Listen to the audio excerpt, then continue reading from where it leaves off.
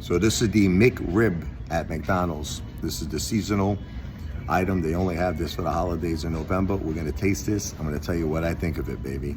You got the sauce. Let me just show you really quick what you got on this bad boy. You got the sauce, you got the onions and the pickles. That's all you need, baby. Let's try it. Looks really good.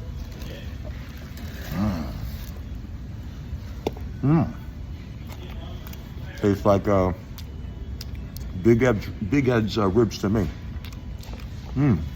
Very, very tasty.